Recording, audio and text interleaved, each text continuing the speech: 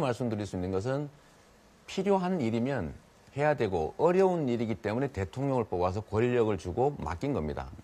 지금 필리핀 같은 경우도 예를 들면 미국과 70년 우방이었지만 그런 관계들을 좀 벗어나서 중국과 관계 개선을 하다 보니까 미국이 필리핀한테 매달리는 형국이 되고 있습니다. 우리도 이 반도 국가, 즉 주변 강대국이 끼어있는 약소 국가라고 하는 입장을 위기 요인으로만 만들지 말고 우리가 주체적으로 기회 요인으로 만들면 미국의 요구를 다른 강대국을 이용해서 거절할 수도 있고 우리가 필요한 것들을 다른 강대국을 이용해서 얻을 수도 있는 것이죠. 그래서 이 악순환을 막기 위해서 사드는 반드시 처리해야 되고 그러나 그것이 미국과 이미 합의된 것이니까 어렵다라고 하지 않습니까? 그러나 그것은 어떤 협정을 통해서든 뭐 합의를 통해서든 다른 대안들을 만들어내고 또 설득하고 또 국제적 역관계를 이용하든지 해서라도 반드시 처리시켜야 된다. 그게 국가 지도자가 할 일이라고 생각합니다. 자, 먼저 홍성걸 교수 하시겠습니까? 지금 이게 미국하고 먼저 합의를 했기 때문에 지금 파기하기 어렵다라고 하는 얘기를 하시는 분도 있어요. 네. 그렇지만 그것이 파기하는 것이 국익에 부합하다면 파기할 수밖에 없는 거죠. 근데 그렇습니다. 저는 근본적으로 그게 문제가 아니라 지금 사드를 왜 우리가 도입하고 결정했습니까? 네. 지금 이 시장님 말씀 중에 사드 얘기를 하면서 북한 얘기는 전혀 안 하시거든요. 네. 북한이 핵을 개발하고 미사일을 개발을 해서 국가 안보에 위협이 되기 때문에 그나마 우리가 가지고 있는 어떠한 무기 체계로도 이것을 막을 수가 없으니까 그래서 지금 사드 체계를 도입하자는 미국의 주장에 대해서 우리가 동의하고 이걸 좀 가져오는 거죠. 네. 더군다나 사드 체계 하나를 가지고 우리가 지금 북한 미사일 문제 다 해결하는 거 아니지 않습니까? 네. 할 수 있는 거. 근데 시장님은 북한 문제에 대해서는 해결책이 전혀 없는데 자주적 외교, 균형 외교만을 위해서 지금 사드를 철폐하자 그러면 한미동맹 버리자는 얘기입니까? 이게 이제 오해인데요. 사드는 인구의 절반 이상이 사는 수도권은 전혀 커버하지 못하는 거 다 알고 있습니다. 그리고 최근에 사드는 미군 기지 방어용이라고 이미 발표했습니다.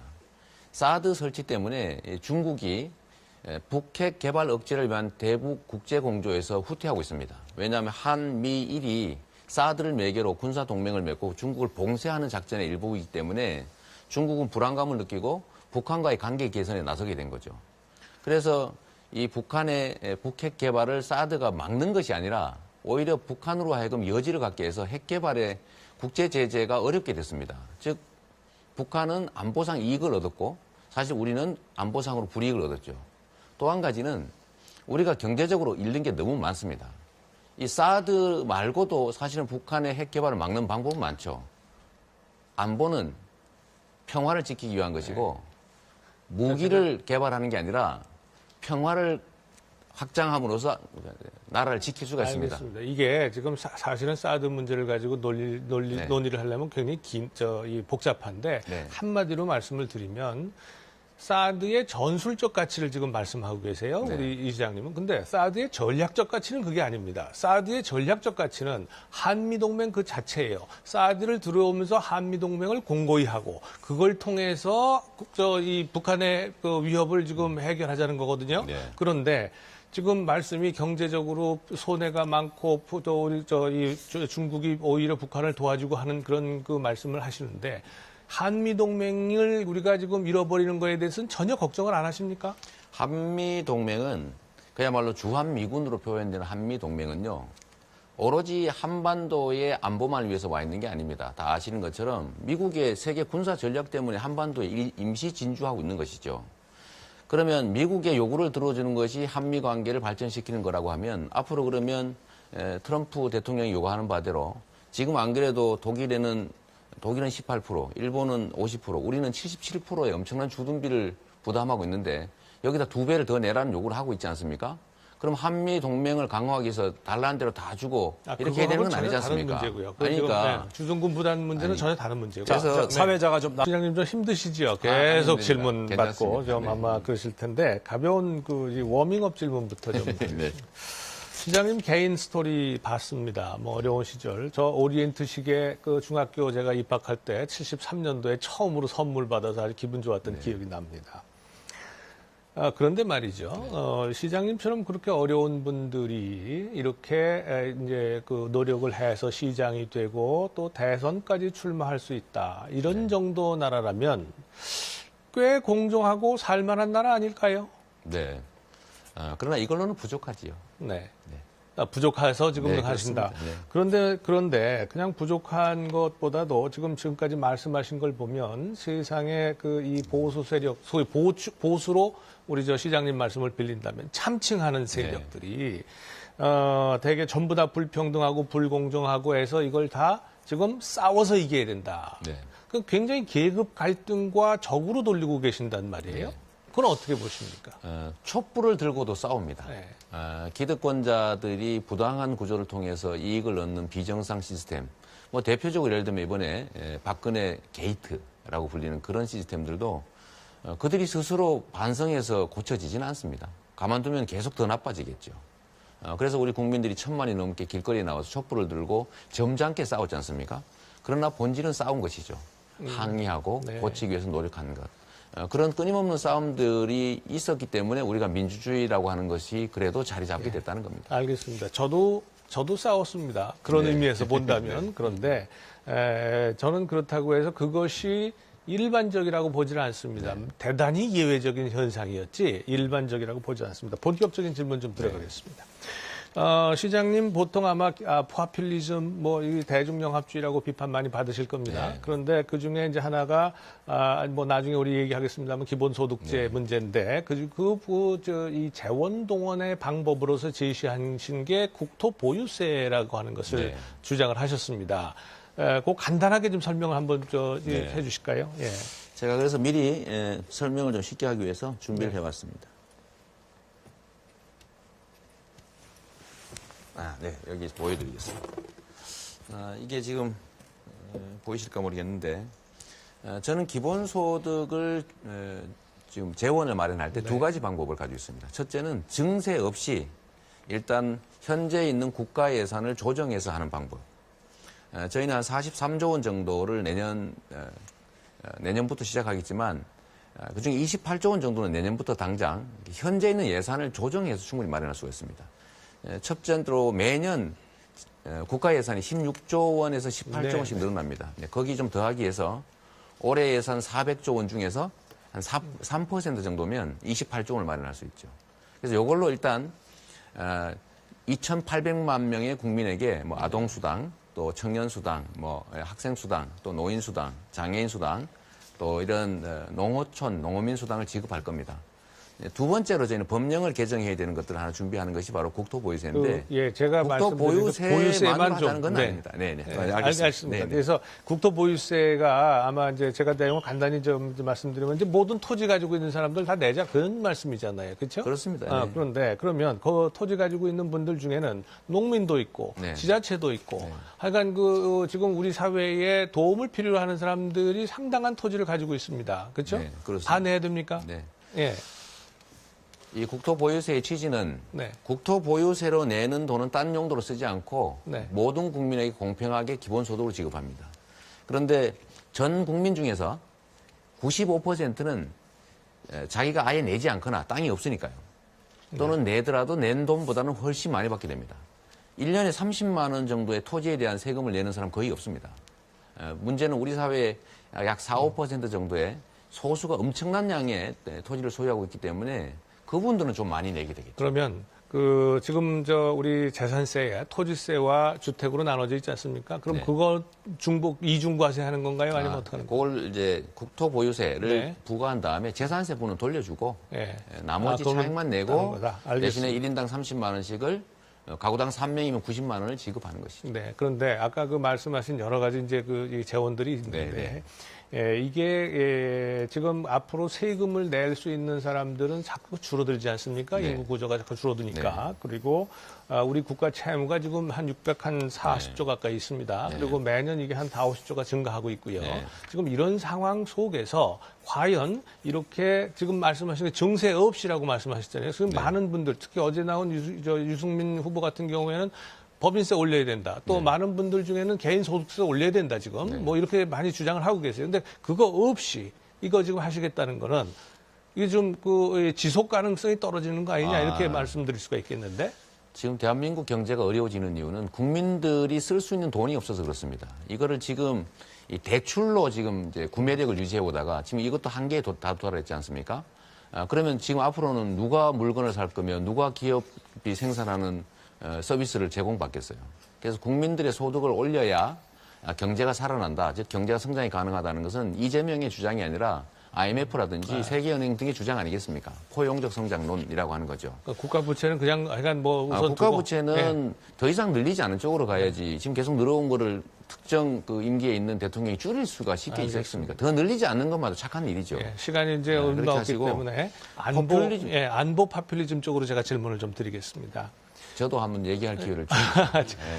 그래서 국토 보유세는 모든 토지를 소유한 사람들이 내지만 95% 이상의 국민들은 내는 것보다 더 많이 받기 때문에 실제로 이게 우리나라의 엄청난 자산 불균형을 교정하는 효과가 있습니다. 제가 하나 잠깐만 보여드리도록 하겠습니다. 이게 지금 우리나라 상황이 얼마나 심각한지를 다들 잘 모르시는데 이걸 잠깐 보시면 1년에 버는 국민 총소득 중에서 상위 10%가 무려 48%를 가져갑니다. 인구의 절반 50%는 겨우 5% 나눠 갖고 있어요. 그러다 보니까 기본소득제 하실 때 말씀을 우리가 하실 수 있는데 괜찮습니다. 자산 또 보유분을 보면 이 중에서 10%가 무려 이 66%를 가지고 있어요. 인구의 절반은 겨우 2%도 안 되는 것 가지고 있습니다. 이러다 보니까 너무 불균형이 심화돼서 이거를 불균형을 완화시켜야 되는데 그게 바로 아주 미세한 정도에 불과한 국토 보유세라는 겁니다. 알겠습니다.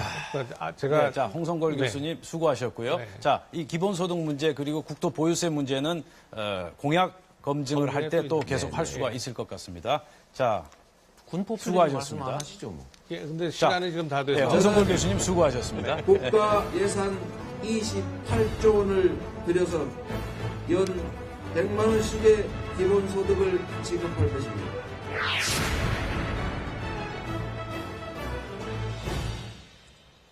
네, 이번엔 공약 검증 순서입니다. 우리 이재명 시장의 대표 공약이라고 할 수 있겠죠.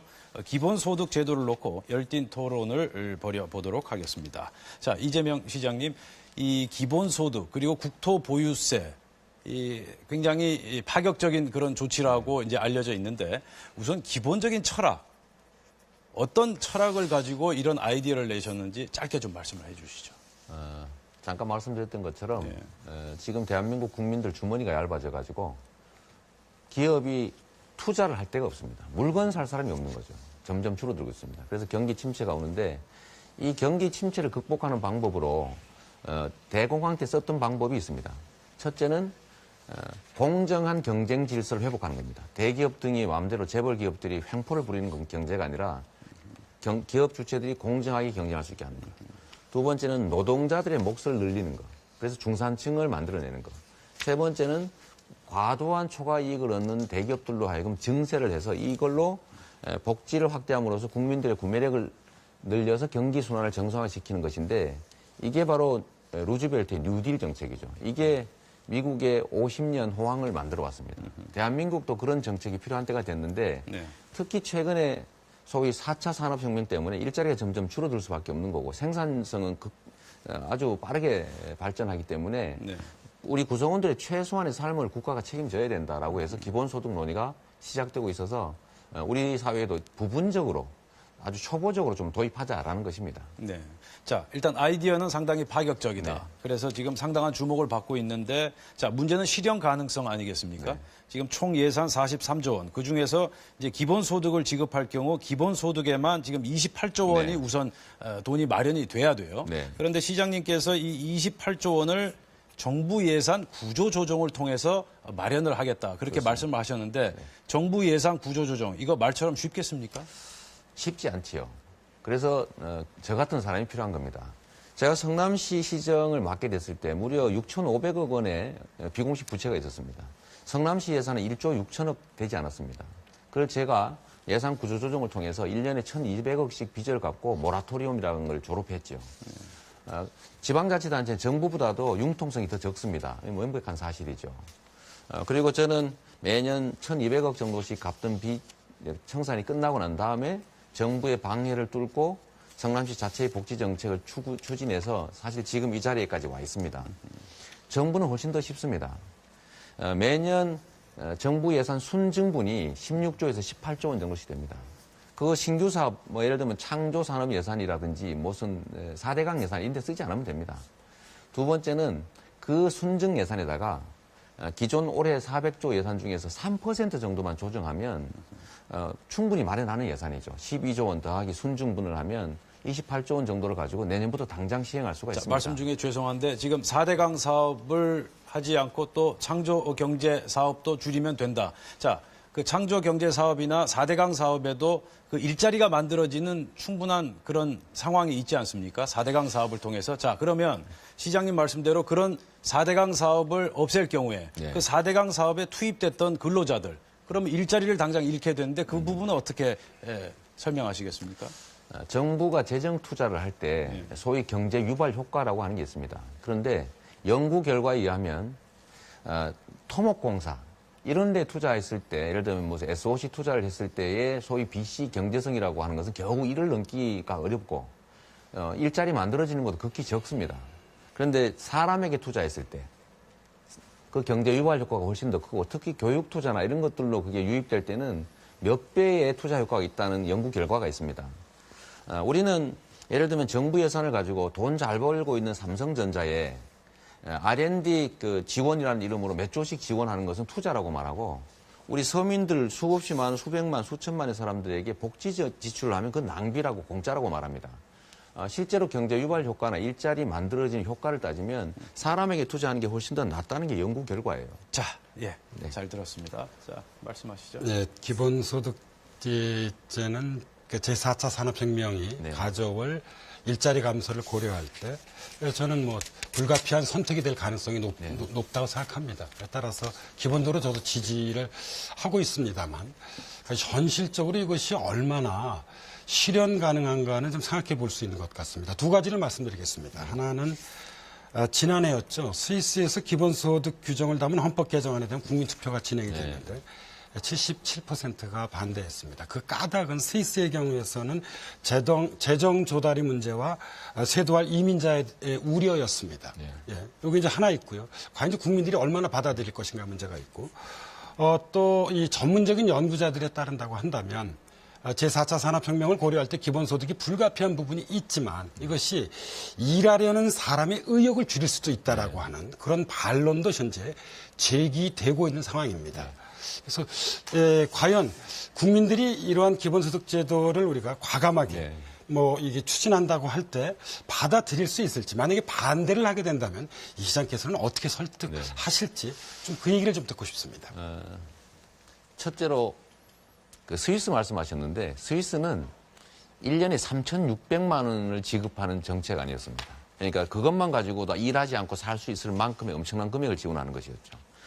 그러니까 당연히 부결될 수밖에 없었을 겁니다. 그런데 우리는 겨우 특정 계층에게 좀 어려운 29세 이하 청년과 학생, 아동, 영아, 그다음 65세 이상의 노인, 그다음에 전국의 장애인, 전국의 농어 축산민들 여기에만 연간 100만 원 정도를 지원하는 거기 때문에 이 100만 원 받고 일하지 않을 거다 이런 걱정하는 것은 그야말로 기우입니다. 그건 사실이 아니고요. 일하는 의욕을 줄일 거라는 걱정을 할 게 아니라 오히려 일하는 의욕을 더 불러일으킬 가능성도 있습니다. 소위 지금의 복지 정책은 일정한 소득 이하만 대상이 되기 때문에 일해서 돈을 벌으면 지원이 중단됩니다. 그래서 일을 하지 않습니다. 근데 이거는 기본소득이기 때문에 수입과 관계없이 지불하지 않습니까?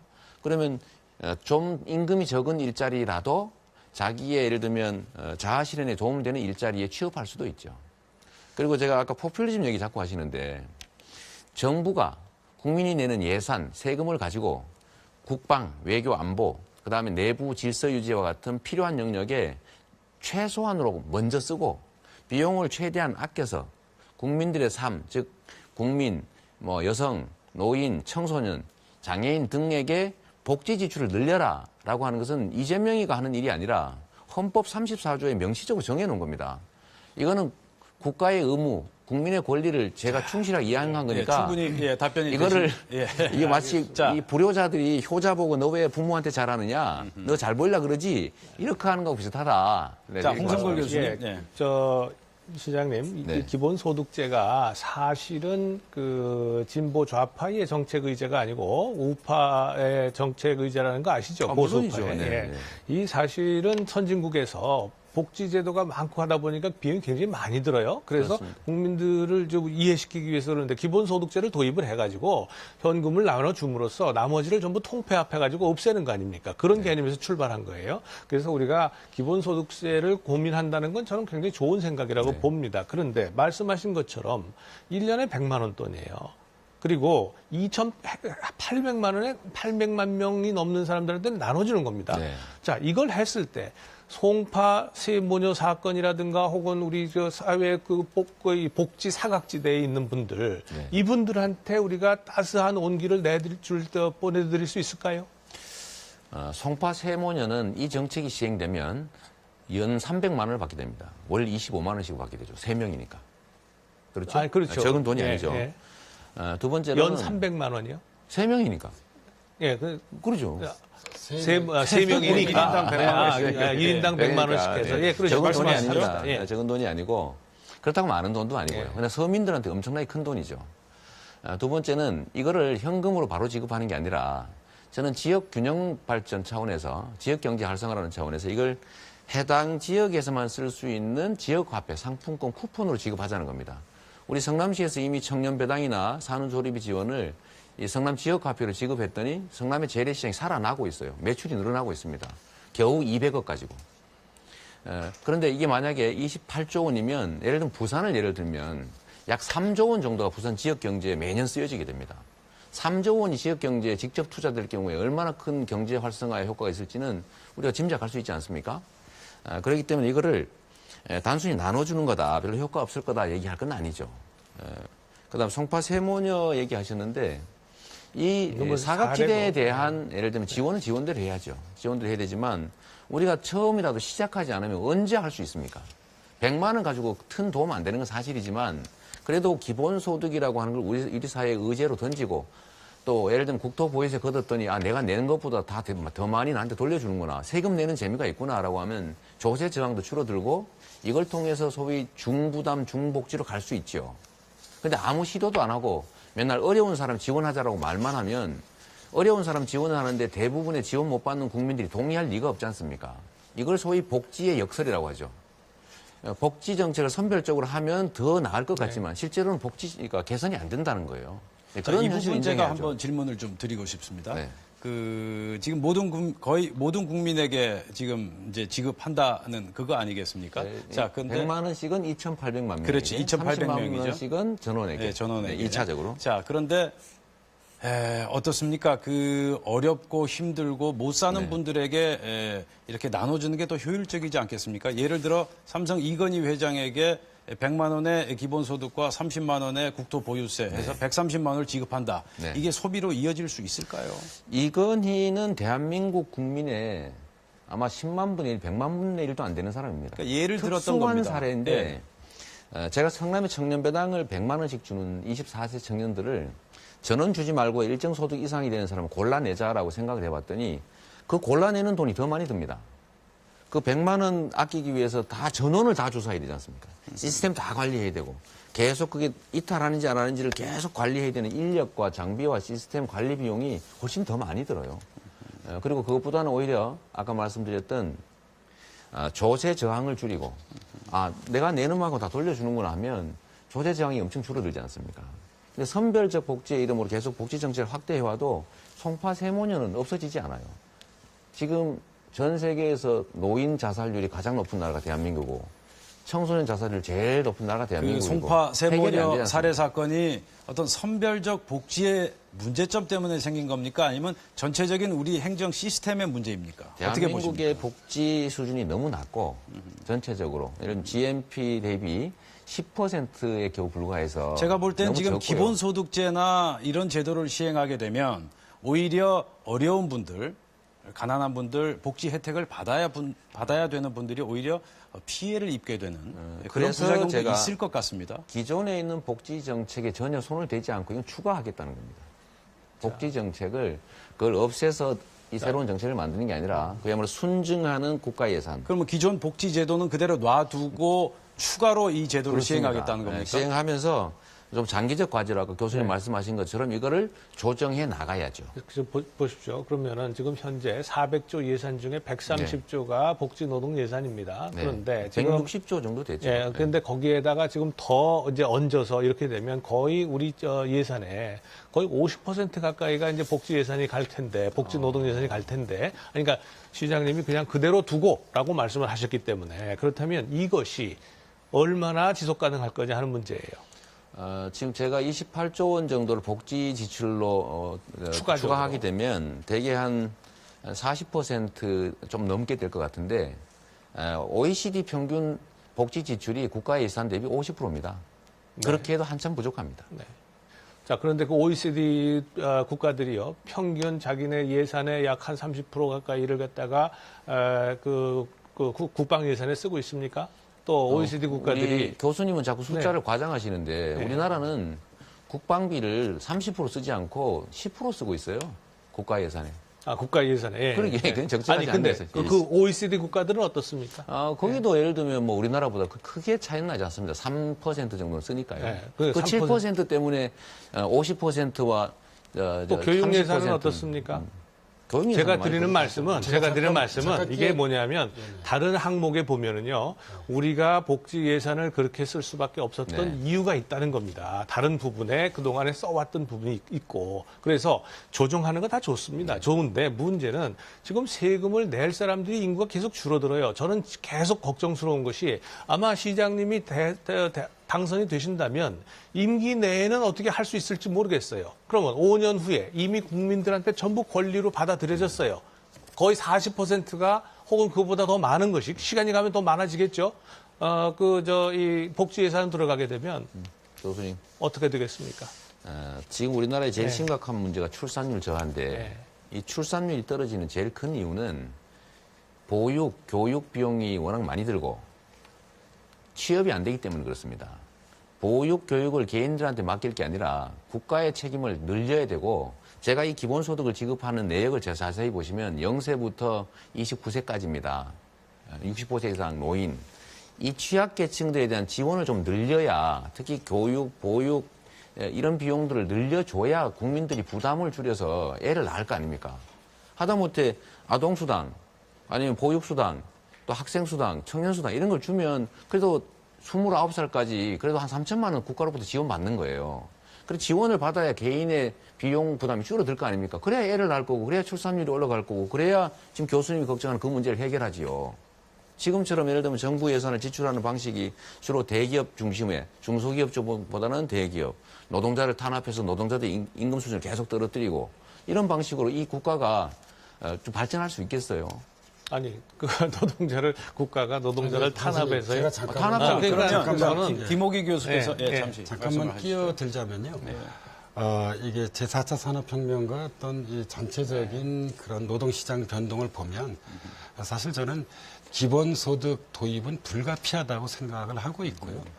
아까 보수진보 그런 이 맥락에서 우리 사회에 실현 가능하고 지속 가능한 기본소득 제도를 만들어야죠. 그러니까 이번 대선에서 어떻게 보면 이게 이제 처음으로 의제화된 셈인데요. 사실 이재명 시장이 제시하는 대안은 연 100만 원 정도이기 때문에 시작하자는 겁니다. 시작하자는 그런 어떤 출발점으로서 나름대로 좀 의미가 있습니다.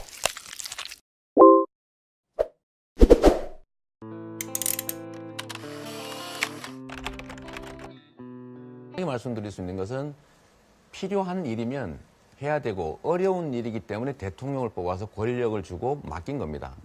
지금 필리핀 같은 경우도 예를 들면 미국과 70년 우방이었지만 그런 관계들을 좀 벗어나서 중국과 관계 개선을 하다 보니까 미국이 필리핀한테 매달리는 형국이 되고 있습니다. 우리도 이 반도 국가, 즉 주변 강대국이 끼어있는 약소 국가라고 하는 입장을 위기 요인으로만 만들지 말고 우리가 주체적으로 기회 요인으로 만들면 미국의 요구를 다른 강대국을 이용해서 거절할 수도 있고 우리가 필요한 것들을 다른 강대국을 이용해서 얻을 수도 있는 것이죠. 그래서 이 악순환을 막기 위해서 사드는 반드시 처리해야 되고 그러나 그것이 미국과 이미 합의된 것이니까 어렵다라고 하지 않습니까? 그러나 그것은 어떤 협정을 통해서든 뭐 합의를 통해서든 다른 대안들을 만들어내고 또 설득하고 또 국제적 역관계를 이용하든지 해서라도 반드시 처리시켜야 된다. 그게 국가 지도자가 할 일이라고 생각합니다. 자, 먼저 홍성걸 교수 하시겠습니까?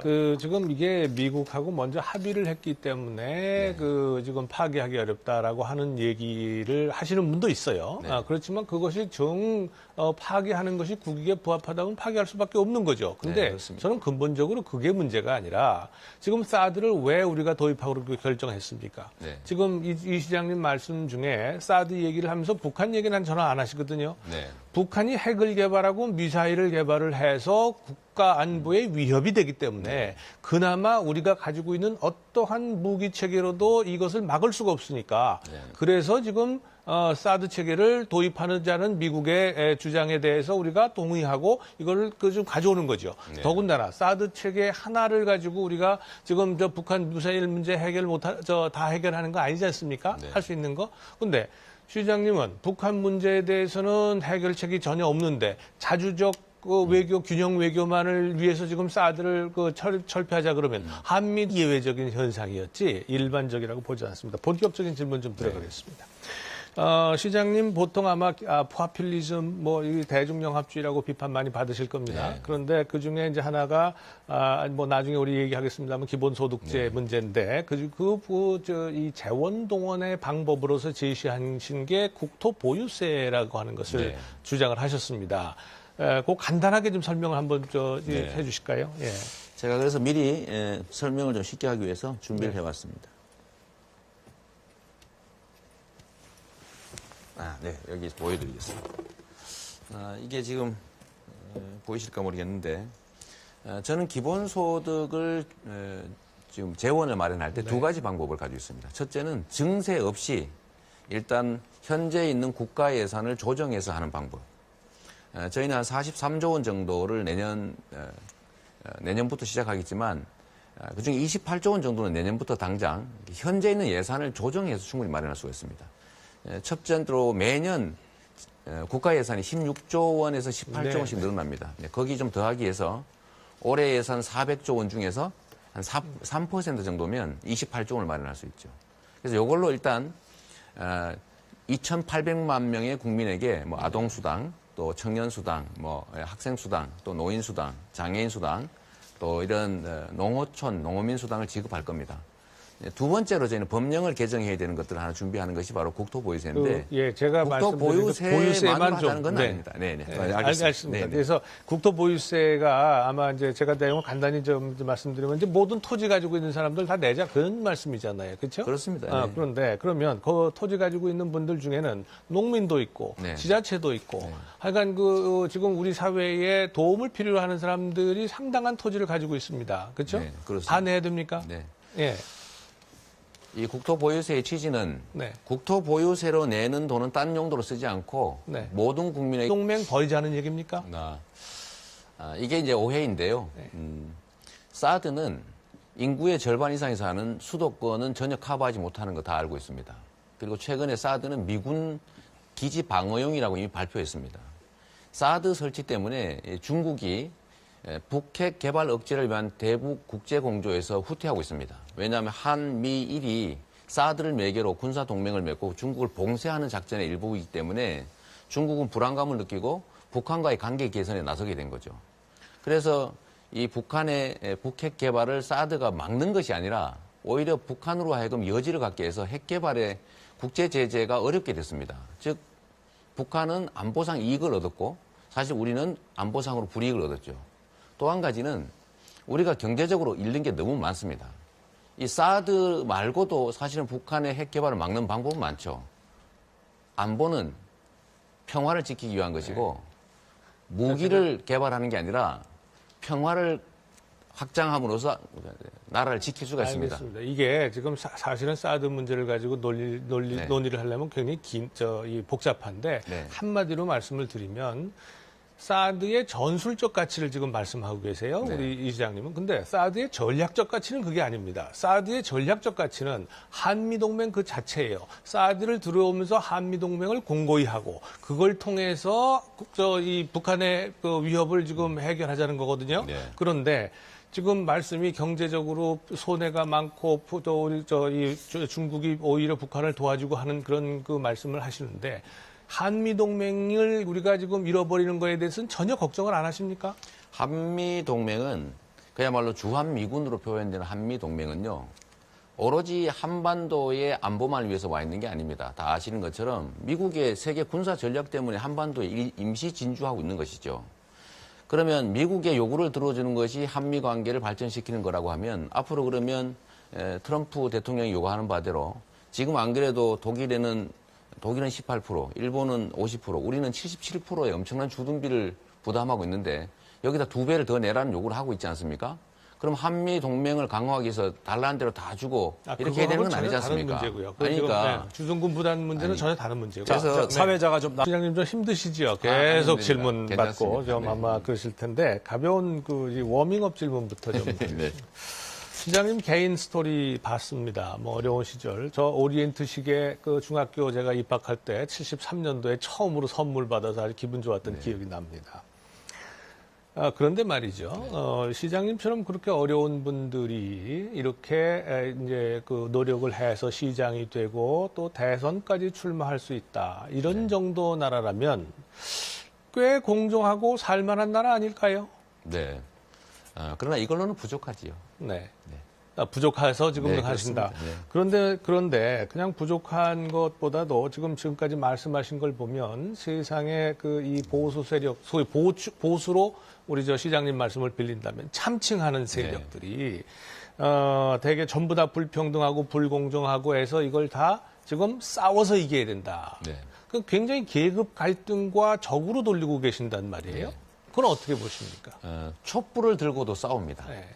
기득권자들이 부당한 구조를 통해서 이익을 얻는 비정상 시스템. 뭐 대표적으로 예를 들면 이번에 박근혜 게이트라고 불리는 그런 시스템들도 그들이 스스로 반성해서 고쳐지지는 않습니다. 가만두면 계속 더 나빠지겠죠. 그래서 우리 국민들이 1,000만이 넘게 길거리에 나와서 촛불을 들고 점잖게 싸웠지 않습니까? 그러나 본질은 싸운 것이죠. 항의하고 네. 고치기 위해서 노력하는 것. 그런 끊임없는 싸움들이 있었기 때문에 우리가 민주주의라고 하는 것이 그래도 자리 잡게 됐다는 겁니다. 알겠습니다. 저도 싸웠습니다. 그런 네. 의미에서 본다면. 그런데 저는 그렇다고 해서 그것이 일반적이라고 보지는 않습니다. 대단히 공평하게 기본소득을 지급합니다. 그런데 전 국민 중에서 95%는 자기가 아예 내지 않거나 땅이 없으니까요. 또는 내더라도 낸 돈보다는 훨씬 많이 받게 됩니다. 1년에 30만 원 정도의 토지에 대한 세금을 내는 사람 거의 없습니다. 문제는 우리 사회에 약 4, 5% 정도의 소수가 엄청난 양의 토지를 소유하고 있기 때문에 그분들은 좀 많이 내게 되겠죠. 그러면 지금 우리 재산세, 토지세와 주택으로 나눠져 있지 않습니까? 그럼 네. 그거 이중과세 하는 건가요? 아니면 어떻게 하는 거예요? 그걸 이제 국토보유세를 네. 부과한 다음에 재산세분은 돌려주고 네. 나머지 그러면 차액만 내고 다른 거다. 대신에 알겠습니다. 1인당 30만 원씩을 가구당 3명이면 90만 원을 지급하는 것이죠. 네. 그런데 아까 그 말씀하신 여러 가지 이제 이 재원들이 있는데 이게 지금 앞으로 세금을 낼 수 있는 사람들은 자꾸 줄어들지 않습니까? 네. 인구 구조가 자꾸 줄어드니까. 그리고 우리 국가 채무가 지금 한 640조 가까이 있습니다. 그리고 매년 이게 한 40, 50조가 증가하고 있고요. 네. 지금 이런 상황 속에서 과연 이렇게 지금 말씀하신 게 증세 없이라고 말씀하셨잖아요. 지금 많은 분들, 특히 어제 나온 유승민 후보 같은 경우에는 법인세 올려야 된다. 또 많은 분들 중에는 개인 소득세 올려야 된다, 지금. 뭐 이렇게 많이 주장을 하고 계세요. 근데 그거 없이 이거 지금 하시겠다는 거는 이게 좀 지속 가능성이 떨어지는 거 아니냐, 이렇게 말씀드릴 수가 있겠는데.